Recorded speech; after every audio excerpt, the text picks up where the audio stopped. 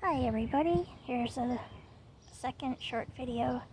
This is the flower circle in honor of my mom, and so we still have to do a lot of weeding out, as you can tell on the other side. But my boyfriend did find another stake in the garage because this branch right here of the hot pink rose bush was on the ground. And so he's got that more secure. And then he found like a semicircle stake over here. And that's helping that part of it as well. And then the green leaf right here, that's a perennial. And when it blooms usually in the spring. So it's already done, but it's got beautiful bright yellow, looks like daisy type petals, but it's not a daisy. But there's the statue of my girl Cassidy. I got that years ago at Walmart, I think. So she needs to be repainted, but we need to get like all-weather waterproof paint. But yeah, there's a lot of thistles that have grown in here because there is a light pink rose bush in there. But it's being choked out by these lovely weeds. So hopefully the next rain, my boyfriend Nathan will be able to get after these weeds. And then here's some perennials over here. And I probably should water too. And then there's a perennial here and it's drying up, as you can tell. I've got to water it before I lose it. And there's another one there. There's a tiger lily. And there's a tiny hydrangea in here. This one is doing the worst out of, I've got 4 hydrangea plants. And this one is doing the worst. So maybe there's too much sun here. I don't know.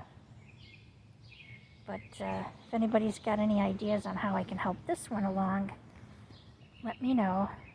I know that one fall, my boyfriend Nathan thought that the dead sticks, I don't know what you want to call them, that it was okay to break them off. And that's what happened to a couple of my hydrangeas, and then they haven't bloomed for like 2 seasons.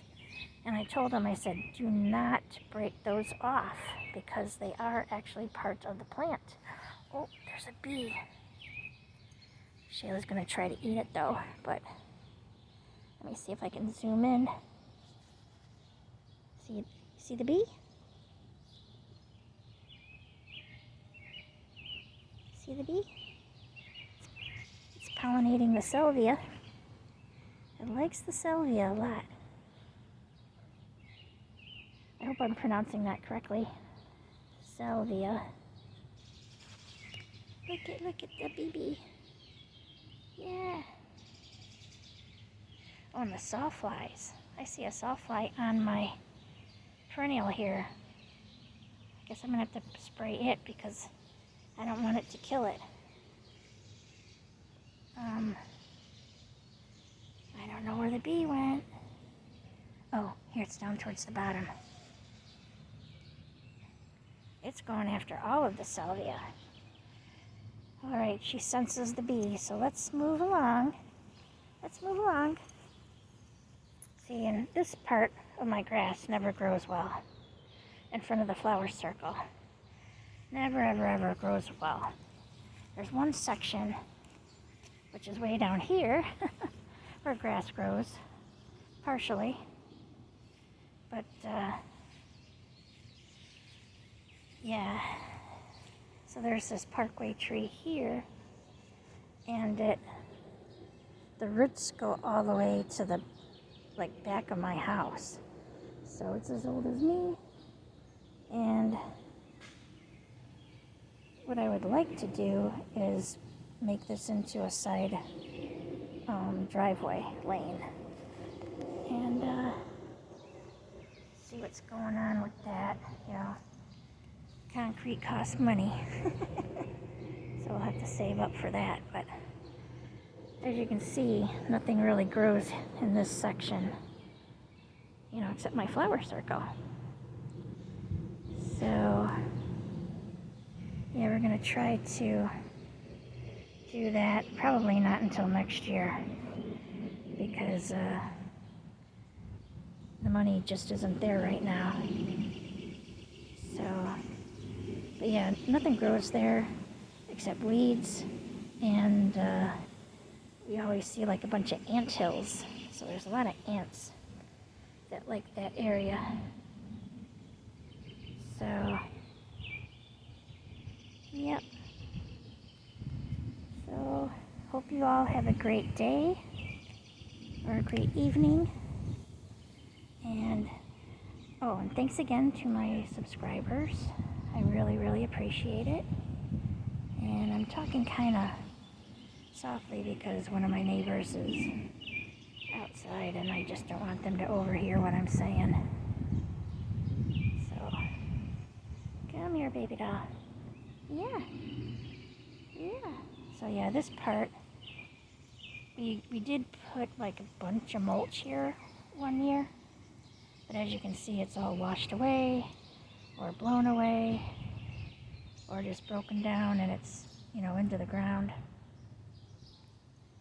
And I don't know, if something's going on with this tree and it's diseased, then my village, my town, the parks department will, you know, cut it down for me.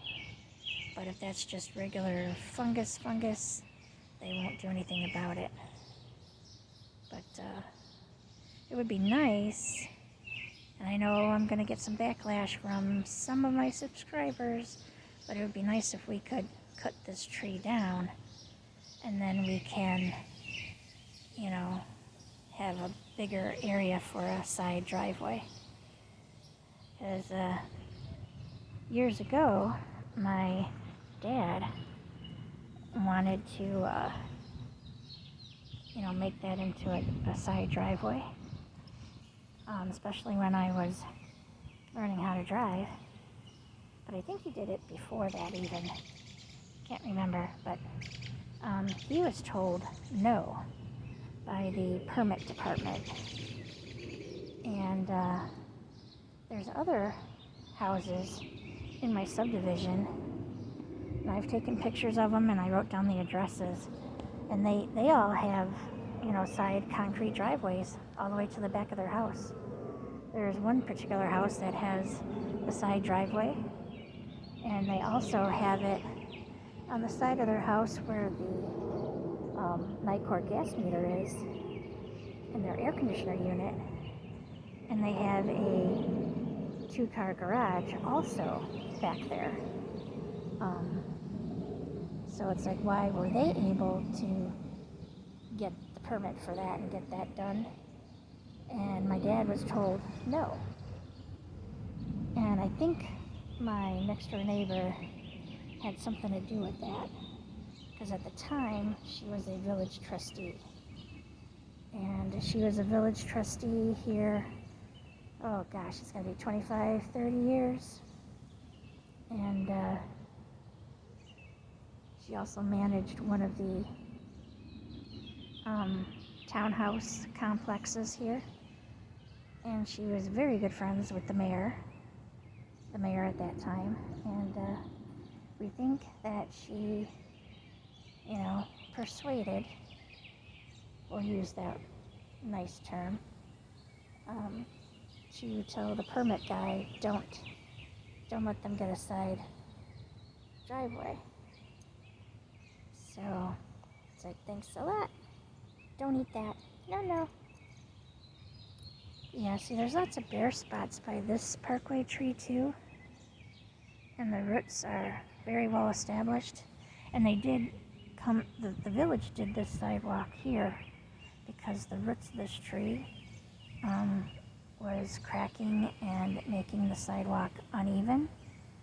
And there was like a big, huge drop-off, and there's a lot of little kids here in my neighborhood, as well as elderly people who, walk around, and the kids ride bicycles and scooters and whatnot. And so it was a safety hazard. So they went around one year and fixed all the parts of the sidewalk, because I guess the village owns from the street to the sidewalk, and then my property starts here. So yeah, so everything past this point is mine, and so they have to take care of the parkway trees as well as the sidewalk. That is their responsibility. Yeah, see how the roots are going all the way over there, and you can see how far they reach out, and they go all the way to the back of the house, I think that's also another reason why that patch where I have the clover, the purple clover, I think that's another reason why nothing grows there, is because the roots of the maple tree. I don't know. But see, there's no grass here that ever grows. Shayla, don't eat that. And then we also discovered, like 7-8 years ago, there's a big, huge hole at the base of the maple tree here. And we don't know if anything is in there, but at some point there must have been a critter that made a little home in there. So that's another thing that needs to be considered by the village, because if it is, attacking the tree, or if it was some type of insect over time that did that, I don't know. I don't think there's anything in there right now, otherwise it would show itself eventually, because we've been watching. But yeah, the roots are quite established, and you can see, right here especially, and when you go to cut the lawn, you have to be very careful not to break the lawnmower blades on the roots here. So yeah. Yep, Shayla's sniffing. Don't eat that. Oh, she got something. No. So we don't want any rabbit poop. Here's a nice patch of grass. And then there's a bunch of crabgrass, and there's another bare spot. But, yeah. So this is where I would like to put some of the hosta split-offs, because nothing grows here either. So maybe make a little section here, expand it out, and put some hosta split-offs here. Because hostas are pretty resilient, except if there's like super drought conditions. So we'll try it, do a little experiment and see if it's a good spot or not. But if not, that big large hosta will rejuvenate itself, so it should be okay. Yep. Yeah, the hosta is over here. Come on, Shayla. Yeah. And see, yeah, I think there's roots growing way past here, because this whole section doesn't like to grow anything. There's lots of bare spots, and a lot of weeds have kicked in. And this is that big patch of clover, and it's going all the way over there now. That's a big patch of clover, all here in the front, all the way over there. But yeah, this is the big, huge hosta,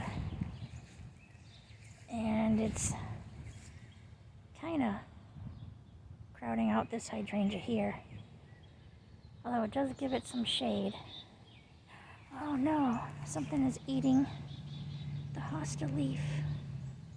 Oh no. Oh, if any of you know what's causing that, and do I need to spray the neem oil there, like on the rose bushes? That's N as in Nancy, E-E-M as in Mary. I don't want my hosta, my best hosta, to get destroyed. Oh no. No, no, no, no, no, no, no. But yeah, it's got some shoots on it where it's going to have nice purple flowers. And then there's this hydrangea. I think this one will bloom this year. Leave me a comment and let me know which hydrangea you think will bloom this year for me. This one, or this one. Yeah, see, those are all the, these parts. He thought these were dead. I was like, nope, you don't mess with that. And so, yeah, he moved them out of the way because they were here on the dirt. So he moved them over there when he put the mulch down. Or the hydrangea that is in the flower circle, that's for my mom. So yeah, there goes one of my neighbors. And they always have, that's the house where Bella, the doggy Bella is, and she's like 16, 17 years old. She's old. But they leave her outside, tied to a rope that's attached to something in their garage. And, yeah, it's like they have a fenced-in backyard. They could let her be back there. But it's hard then for everybody else to walk by because, she comes out of the garage, of course, doing her job, protecting the property, and she barks and barks and barks. And Shayla, sometimes, isn't fazed with her, but we try to go across the street, just to have the least amount of upset, But the roofing contractors are on that side, so we can't walk that way anyway. So, because they still have a bunch of debris everywhere, and I don't want to take the chance of Shayla getting anything stuck in her foot pads, roofing nails and stuff like that. I remember when I had my roof done in 2019, and even though they went around with the little metal detector thing, and they, said that they got everything, we were still finding big, long, huge nails all over the property. The front, the sides, the back. And so we had to be careful with Cassidy and Snowball. Those are my two previous doggies. So, yep. I don't want anything to happen to my little baby. Oh, Bella has emerged. She's on her front stoop. Yeah, because she wants to be with her people. Dogs want to be with their people. Cats, not so much. Some cats are lovey-dovey and follow you around, and some cats are like, I'll come see you when I need my food. So, I had one cat, and it was from my aunt, and she lived in an apartment in Lyons, Illinois, and an orange cat came wandering around in her apartment complex, and she's like, she wanted a cat, and so she saw it had no tags or anything, and I guess checked it out to see if there was any chip or anything, and there wasn't. And so she thought, oh, I'll have a cat, I'll take care of it. And her landlord found out about it, and there was no pets allowed in her apartment complex. So he told her, get rid of the cat or you will need to be evicted. So she was telling my mom, and at the time we had my first parakeet, Tinkerbell. It was a beautiful blue parakeet. So we had a parakeet, and my mom, wanted to help out her youngest sister. So she's like, okay, we'll take the cat. So my aunt brought the cat over, and it went all over the house, sniffing and scoping out the new territory. And so we kept it for a little while until it got really mischievous. In the middle of the night one time, we were woken up to the cat knocking over the parakeet cage, trying to get at the parakeet. Bird seed flew everywhere, and my little blue parakeet almost had a heart attack. And then another night, my mom fell asleep on the couch in the front living room, and again, in the middle of the night, we were woken by my mom screaming and yelling. The cat had jumped onto her stomach because she was laying on her back. The cat had its claws, and jumped on my mom's stomach and scared the daylights out of her. And so we were like, no, we can't have that. We cannot have that. So my dad was working it back then, and he had a coworker who had a cat that had recently passed away, and she was planning on retiring. So he asked her if she would like to take the cat, and she said yes. And so we gave her the cat. So that was many, many years ago, so it's probably not still with us. It's probably at the Rainbow Bridge, but at least it had, a good home. And we just couldn't have it. It wasn't safe to have it. So anyway, but the aunt that gave us the cat is the aunt who I think is in the cult of Scientology, her and her husband.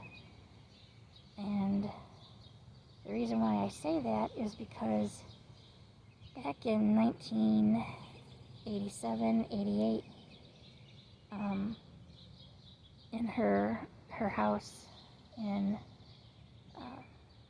Brookfield, I saw a paperback book on her coffee table that was with dog-eared pages and everything, and it was well read. It wasn't like a new book that never had been used. And the book was Dianetics by L. Ron Hubbard, and he was the founder of Scientology back in the 50s.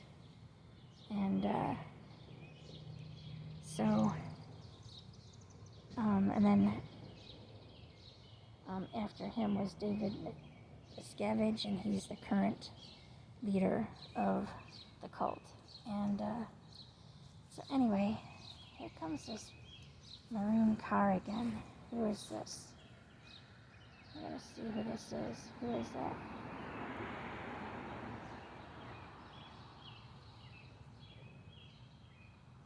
I think it says student driver. So it might be the high school, summer school driver's ed program. So maybe that's what it was. Because they like to have the students practice in my subdivision because it's kind of on the less crowded, part of town. So they come and they park in front of my house. They park in front of my other neighbor's house in the middle of the block. I guess is their point. So I was just wondering, who is it? Curiosity. So anyway, so I saw back then the paperback book Dianetics on her coffee table. And she was starting to act kind of weird back then, and she was still socializing with the family. But then, later on, she was becoming more and more distant. And she decided, her husband, I'm sure, decided, because he controlled her, every movement she made. he controlled it. So anyway, after my mom's funeral, which was January 2nd, 2006, no, 2007, sorry, it was winter time and the ground was frozen and everything, and so we had at the cemetery, we didn't do the last, thing at the gravesite. It was just too cold, and so we had it in the cemetery chapel. And at the end, in the parking lot, my Aunt Marianne decided to come up to me, and she said, "Kelly, I don't think that I can be in your life anymore, and so that's that." And mind you, I just buried my mom, her oldest sister, who used to take care of her when she was a baby, because my grandma had 7 kids, and so my mom was the oldest girl, and my mom, helped out a lot, so she was the second mom, if you want to call her. So anyway, my mom had picked her to be my godmother, because my mom grew up Catholic. My mom was a devout Catholic.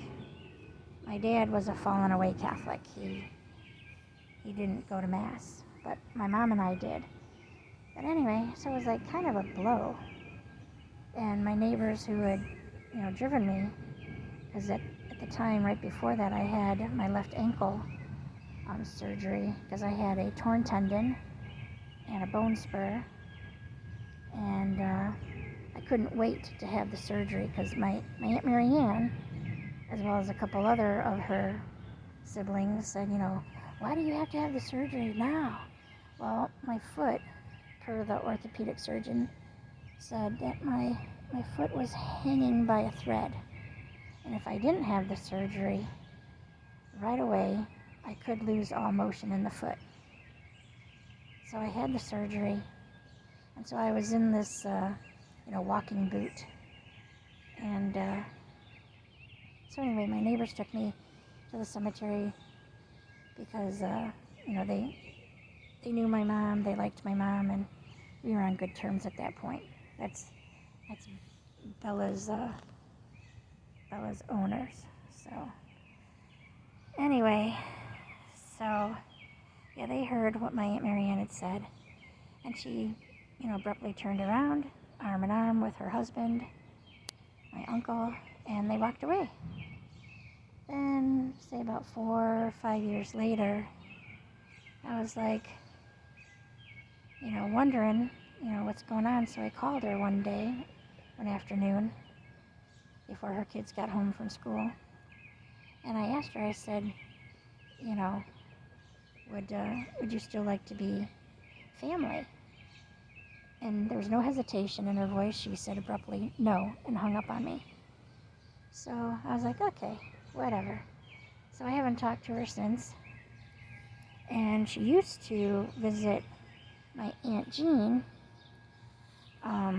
My Aunt Jean is one of the middle siblings, and she had a home in Arizona and a home in Washington State. And so when she was at the home in Arizona, it was in the wintertime, and they had a pool in their backyard, and nice little area. So my Aunt Marianne and her youngest kid would go out for like a week or two and stay with my Aunt Jean and her husband, and then she quit doing that. And so she quit socializing with my Aunt Jean, and I'm sure she's not socializing with the other ones as well, although I'm not, for sure on that, because, they kind of didn't stay in contact with me. They're kind of very greedy people, and since my parents were not wealthy people, and they didn't have anything for them to utilize, they kind of dropped away. and two of them used to send me a Christmas card. Now only one of them sends me a Christmas card. And so, yeah, that's that. It's like, people are crappy sometimes, You can pick your friends, but you can't pick your family, as they say. So, yeah, so I'm kind of on my own here. And, my boyfriend Nathan, is luckily a good person and still in my life. And then, of course, there's little Shayla here. But, yeah, I think she's ready to go in. She's moving towards the front door. So, all right, we're going to go inside. But, yeah, so that's the story of that. So that's my tie to Scientology and why I'm against it, and why I watch the anti-Scientology, well, some of them, the YouTube creators. There's only a few that I watch. I watch Defender of Ants, and he also has the page, the channel, The Lord of the Gadflies, and Kirby's Mum. It's actually Kirby's Mum Minion Sharks is the full channel name. And then I watch MD Media 18, and I watch Helleborg, and I watch Julie Curtis, Tree Hugging Buddhist, and I don't know if they're, doing any recordings on their channel, but I also, in the chats with Hippie Chick 69, Adrian DT, oh, and then there's Chi Chicana. She is awesome. So she's another one that, is a good channel. She's got a nice sense of humor. So I like her stuff that she posts. And, oh gosh, who else?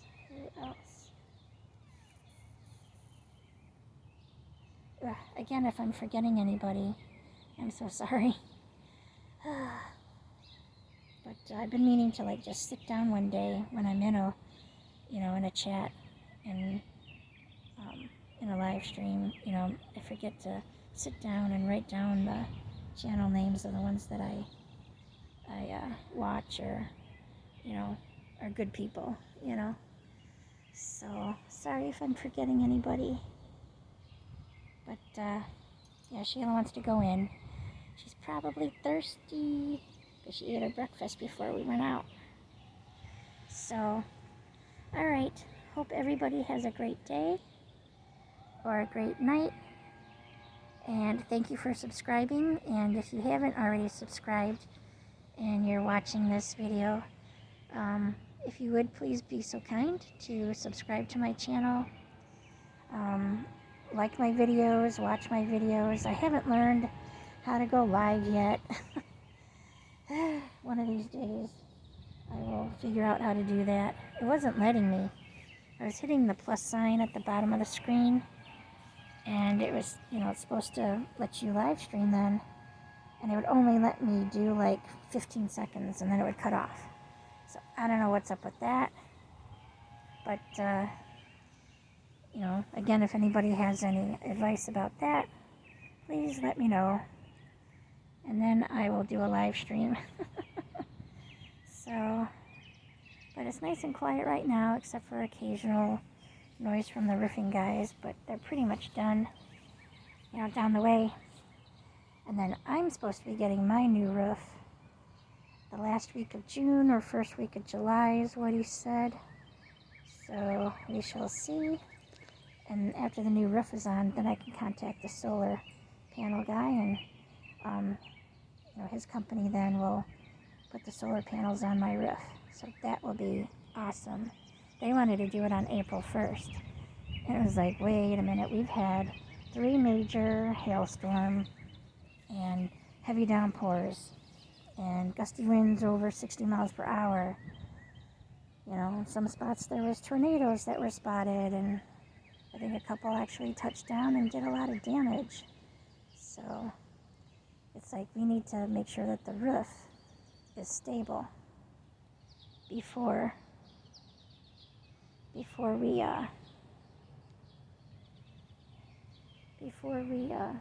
put the solar panels on, because the next door neighbor, well, not next door, but the neighbor across the street had solar panels put on his house, and they have a much bigger house, and they have 2 adults and 2 children, and they have an electric vehicle. And so they had this solar company, do it. And he told the guy, the father, he told Nathan one day, yeah, they're getting them for free, because if you have a low enough income, and you qualify for a state-funded free program, and because my state of Illinois is wanting to encourage people to get the solar panels and to go solar. So yeah, he gave my boyfriend the information on who to contact, and then one of the solar panel guys was across the street one day and was checking everything out after they were put on, and Nathan talked with the guy and got his business card, and so we went from there, and I qualify, and so I'm excited to get the solar panels. That will be awesome. And they're only wanting to put them on the front of my roof. So I guess they feel that the most sun is on the front, but we do get a lot of sun from the back part of the house. But there were, at the time, roof caps. And those are not going to be redone. They're going to be removed, the damaged ones, and then covered up. Because the roofing guy said, I have the at the peak of the roof is the vent that goes all the way across, and he's like, they used to do it with the roof caps like that, but they found that if you have those roof caps, then the heat doesn't go out of the top vent. It goes out the first opening that it has. And so they said, people were having issues with that. And so we are not going to have the roof caps. And so I was thinking of, having them come back out to do a roof inspection, because at the time when they did it, it was February and it was all covered with snow at the time. So when they did their drone pictures or whatever, it's like it was covered over. So, but they do base it on your usage. So I don't know if they'll give me any more solar panels. Oh, you've got your medication on you, but you got a little itchy? Okay. Someone is picking up my neighbor next door, so Shayla's watching. She's watching intently, but she's not barking at him, so that's good. Because we met the next door neighbor on the one side, and so she knows they're good people. Yeah, good girl. Good girl. Yeah. Good job. Good girl. So anyway, they probably won't give me any extra panels because it's already based on my usage, and we don't have an electric car. Not yet anyway.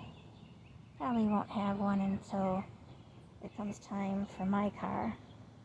But my car is a 2010, and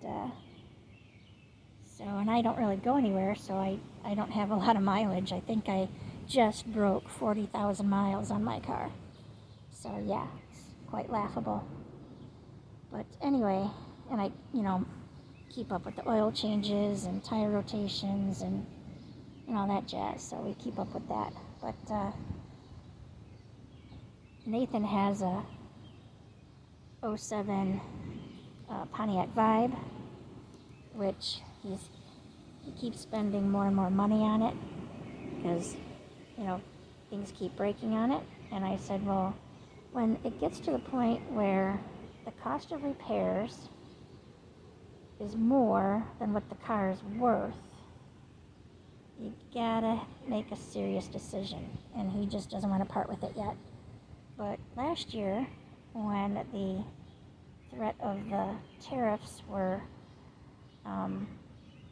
booming down on us from the current regime, he got a little scared and he thought maybe the Vibe would totally die on him.